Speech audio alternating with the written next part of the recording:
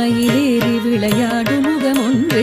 ஈசருடன் ஞான மொழி பேசும் முகம் ஒன்றே கூறும் அடியார்கள் வினை தீர்க்கும் முகம் ஒன்றே குன்றுருவவேல் வாங்கி நின்ற முகம் ஒன்றே